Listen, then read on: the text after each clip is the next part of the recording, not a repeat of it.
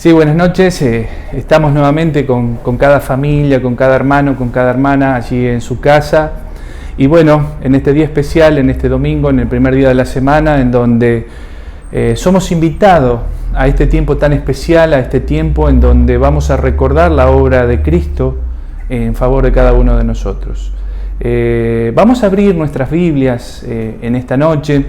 Allí en el Evangelio según San Mateo capítulo 16, versículo 21 y 22 y vamos a leer. Le voy a dar el espacio, el tiempo como para que en su casa pueda abrir su Biblia, tenerla allí cerquita suyo y busque. Repito nuevamente el capítulo 16 del Evangelio según San Mateo y vamos a leer allí del versículo 21 y 22. En donde la palabra del Señor dice así: Desde entonces comenzó Jesús a declarar a sus discípulos que le era necesario ir a Jerusalén y padecer mucho de los ancianos, de los principales sacerdotes y de los escribas, y ser muerto, y resucitar al tercer día. Entonces Pedro, tomándolo aparte, comenzó a reconvenirle, diciendo: Señor, ten compasión de ti, en ninguna manera esto te acontezca. Bueno, muy bien, aquí cerramos la lectura como para comenzar a poder juntos compartir este tiempo tan precioso. Miren, siempre cuando el viento norte sopla, siempre es un indicador de que algún cambio atmosférico próximamente se va a venir. Y es como que nosotros sabemos que el viento norte va a levantar un mal tiempo, va a levantar humedad, inclusive podríamos decir a que hasta puede llover. El Señor estaba sabiendo perfectamente que un tiempo especial se estaba acercando sobre su vida. Y este texto nos está diciendo que Él había comenzado allí a decirle a sus discípulos y a declararle abiertamente que algo iba a acontecer, a suceder en su vida. El Señor estaba confirmando que algo iba a suceder. Y Él va allí a revelar algunos datos, allí al grupo más cercano que Él tenía, que eran sus discípulos. Y nos dice en primer lugar que este Jesús estaba revelando un dato muy particular, estaba hablando de un lugar, estaba hablando acerca de Jerusalén. Y dice allí la Escritura que le era necesario ir a Jerusalén. Jerusalén en aquel tiempo era el centro espiritual y religioso en donde todo judío y todo israelita debía ir mínimamente una vez al año allí a diferentes fiestas que especificaba, como por ejemplo en el libro de Levíticos. Y en ese centro espiritual y religioso de aquel tiempo, algunas cosas iban a acontecer. Entonces el Señor estaba viendo que como un viento norte se estaba levantando sobre su vida y que cosas iban a acontecer. Cosas que de pronto, como decimos nosotros, era como un mal tiempo que iba a llegar a su vida. Yo recuerdo cuando era chico que cuando se levantaba el viento norte, en mi casa siempre decían: tenemos que cerrar las ventanas, tenemos que cerrar las puertas para que no ingrese tanta la humedad. Pero el Señor, cuando va a compartir esta declaración abierta a sus discípulos, no solamente Él se va a quedar con que ese viento norte se iba a levantar y iba a afectar a su vida, porque Él iba a ser el personaje principal de esa escena en donde la persona que iba a ser afectado era Él, sino que también va a revelar algo tremendo. No solamente que iba a sufrir, que iba a padecer, que iba a morir, sino que iba a resucitar. Y eso era la diferencia. Por eso yo estaba llamando a esto abriendo la ventana. Miren, en un momento las ventanas se iban a cerrar. pero iba a soplar nuevamente otro viento, un viento sur, un viento de cambio, un viento que iba a traer algo sencillamente especial. Por eso nos dice allí la palabra que el Señor va a comenzar a revelar estos datos. Y va a detallar que los acontecimientos que se acercaban iban a suceder allí, en ese lugar, Jerusalén. Y ustedes sabían que ese lugar era el lugar en donde se oficiaba todos los ritos espirituales y religiosos de aquel tiempo. Y no era otra ciudad ni otro punto allí en Israel, sino Jerusalén. Por eso él allí en el texto va a decir a sus discípulos que le era necesario ir a Jerusalén. Por eso nosotros en la Cena del Señor no podemos despejar a Jerusalén de toda la obra de redención de Cristo Jesús en favor nuestro, porque fue el lugar en donde el Señor iba a ser sacrificado, en donde el Señor iba a morir por nuestros pecados. Pero no solamente el Señor va a revelar el dato de la ciudad específicamente donde Él iba a sufrir, donde Él iba a morir, donde Él iba a padecer, sino va a hablar de personas que iban a ser los instrumentos por los cuales Él le iba a acontecer todas estas cosas. Y entonces Él va a declarar allí todo lo que tiene que ver con lo que eran los líderes religiosos de aquel tiempo. Y entonces Él va a hablar allí de los ancianos, de los principales sacerdotes y de los escribas.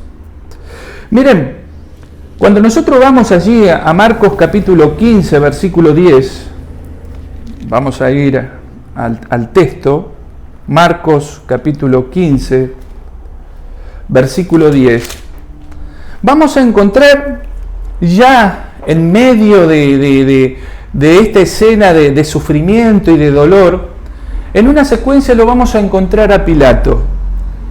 Y nos dice la Escritura que Pilato en un momento le pregunta a todo el liderazgo espiritual de los principales sacerdotes y a la multitud, y le va a hacer una pregunta muy puntual y les dice: ¿queréis que os suelte al rey de los judíos?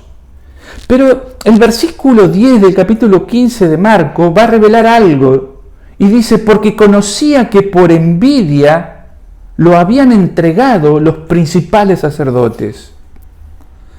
Entonces, volviendo allí a lo que nos dice en Mateo y a esta fuente de revelación de datos que el Señor le va a dar a sus discípulos, a sus íntimos, Él va a decir esto específicamente, de las personas, los autores intelectuales de ese padecer, de ese sufrir, de esa muerte en la cual Él iba a estar involucrado.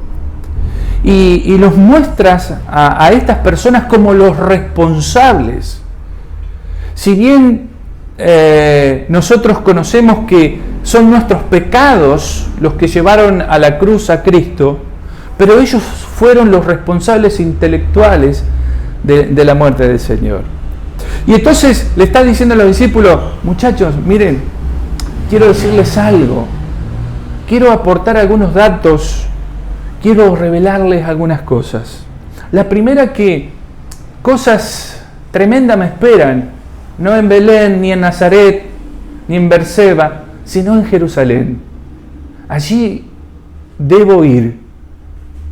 Pero allí están todos los líderes religiosos de aquel tiempo. Están los sacerdotes, están los ancianos, están los escribas. Y son ellos los que, por envidia, como dice Pilato, me van a enjuiciar al Santo Cordero de Dios, y serán ellos los que tendrán la palabra final para que a mí me condene y yo vaya de esta muerte. Miren, cuando Pilato hace esa pregunta a toda la multitud y a los principales sacerdotes, era el momento de decisión que estas personas tenían. Era una oportunidad, pero que estas personas rechazaron, porque dice la Escritura, después mirando Marcos capítulo 15, el versículo 11 y 12, que estas personas pidieron por Barrabás. Esa es la oportunidad que tuvieron para poder, de alguna manera, congraciarse con Jesús y tal vez Jesús no pase por la cruz del Calvario. Pero no solamente va a revelar estos datos del lugar, de las personas que le llevarían a él a la muerte, sino que va a hablar de un sufrimiento. La Biblia nos dice que para enfrentar lo que se venía, en Lucas capítulo 9, versículo 51, Lucas capítulo 9, versículo 51, nos dice que cuando se cumplió el tiempo que él había de ser recibido arriba, afirmó su rostro para ir a Jerusalén.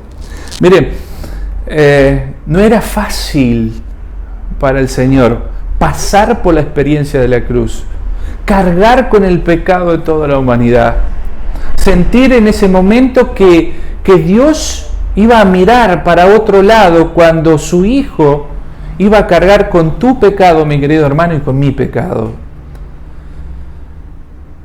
El Señor iba a pasar por la experiencia de la cruz, pero para enfrentar ese momento, para pasar esa agonía previa, dice que Él puso su cara, su rostro, afirmó su rostro para ir a Jerusalén. Y es como que interiormente tenía que cobrar humanamente un valor para poder enfrentar la cruz. Cuando estaba allí en el huerto de Getsemaní, el Señor en esas oraciones allí, a solas con el Padre, Él podía decir estas palabras que están en los Evangelios.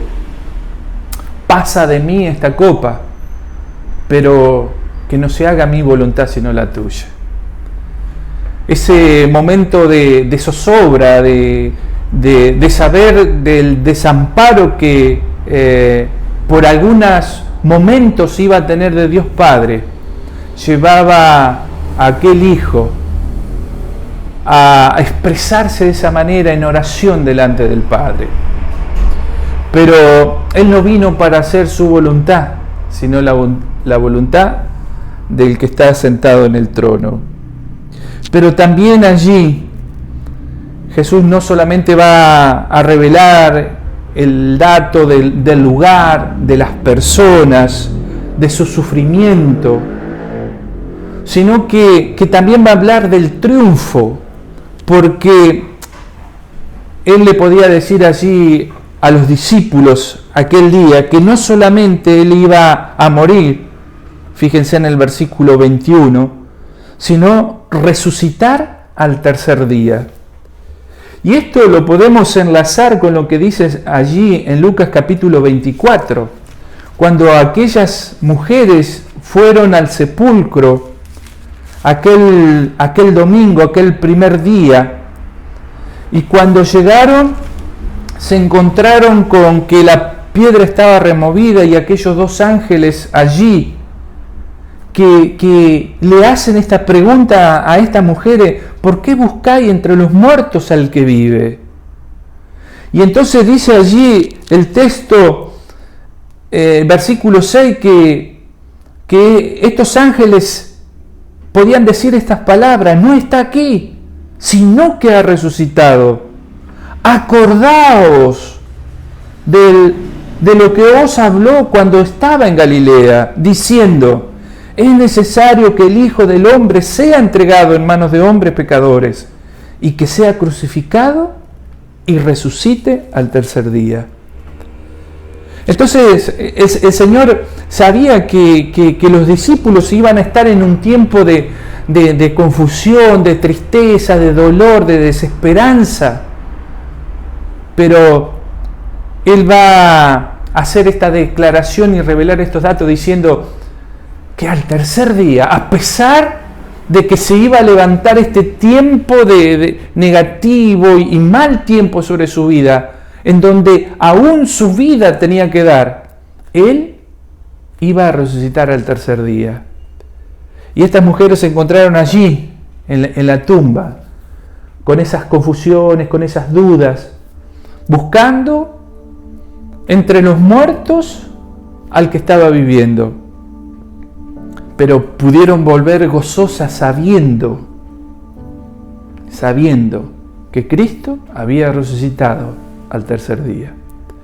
Y hermano, y eso es la victoria más grande, el triunfo más importante, en el cual hoy nosotros somos invitados a recordar y a festejar en este primer día de la semana.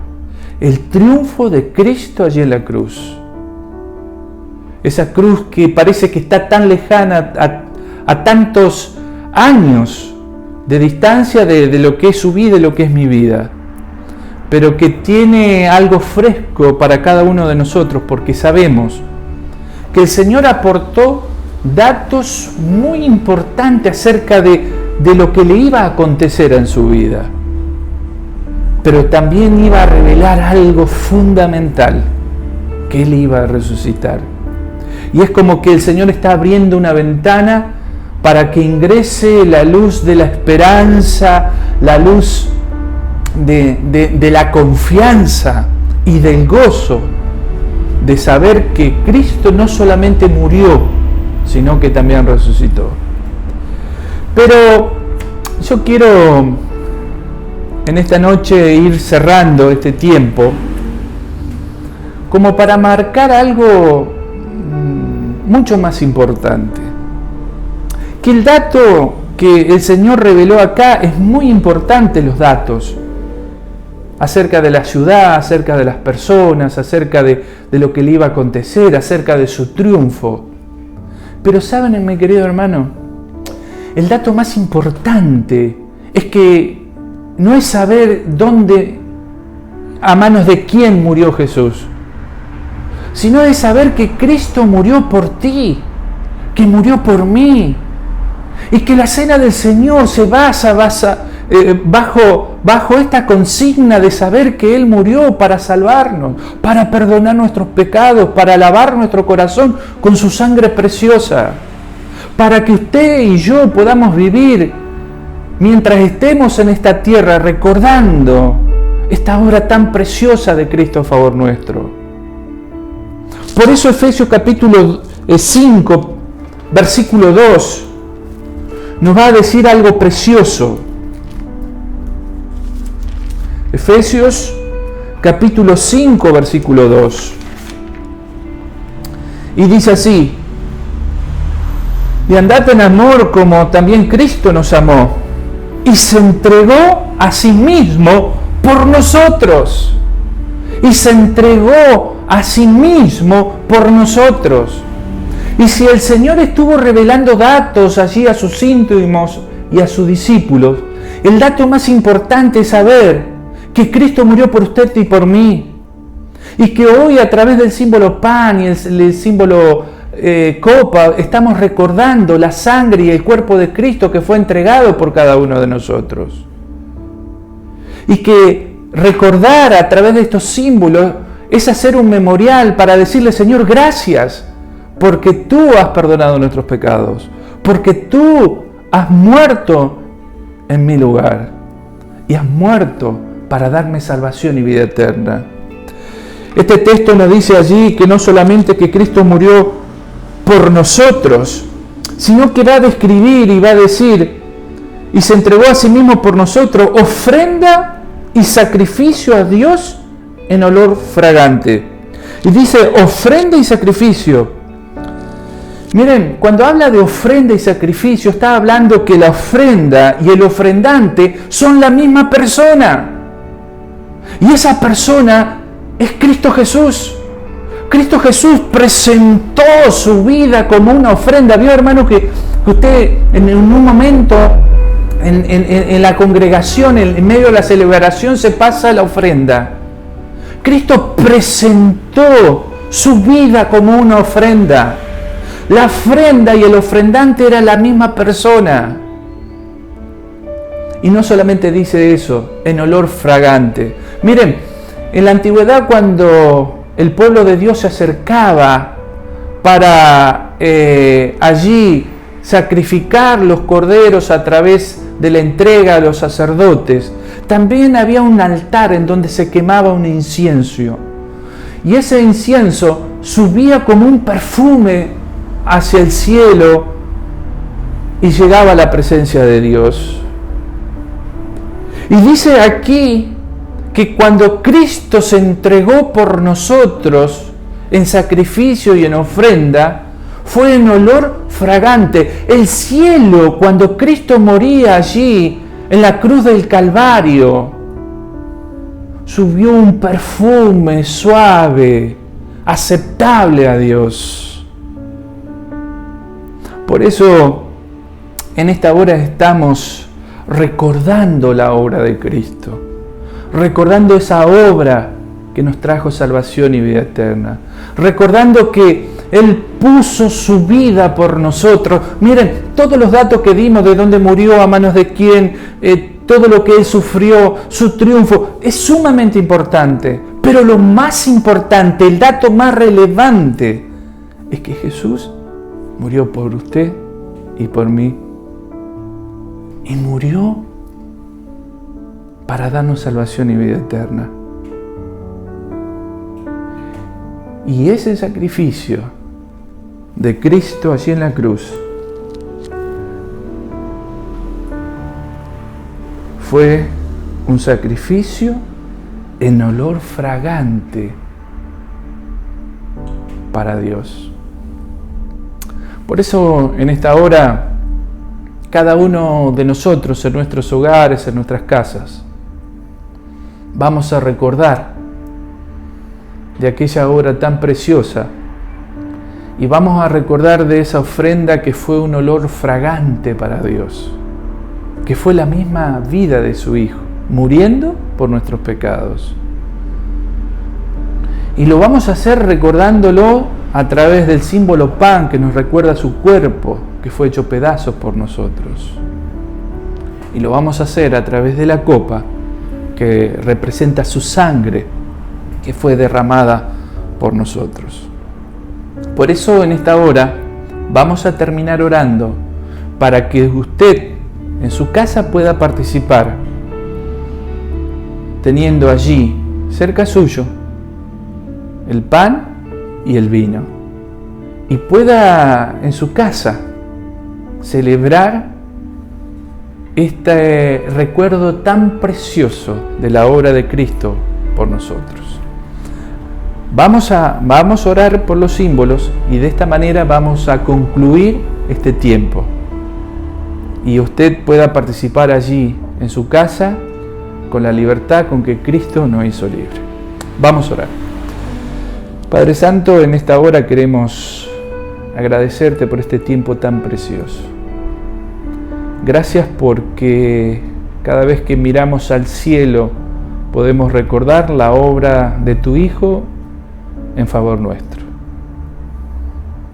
Y Señor, sabemos que no fue fácil enfrentar a aquella hora, la agonía de la cruz, cargar con nuestros pecados, aquel santo Cordero de Dios muriendo en nuestro lugar. Pero en esta hora queremos decirte que desde nuestras casas estamos agradecidos por esa muestra de amor, porque tú moriste por cada uno de nosotros. Y nosotros hemos sido salvados, limpiados de nuestros pecados, perdonados por ese Jesús que dio su vida allí en aquella cruz. Por eso en esta hora, cada uno de nuestros hogares, vamos a participar de estos símbolos para agradecerte por esa salvación tan grande, tan preciosa que tenemos en Cristo Jesús. En su nombre oramos y te damos todas las gracias. Amén y amén.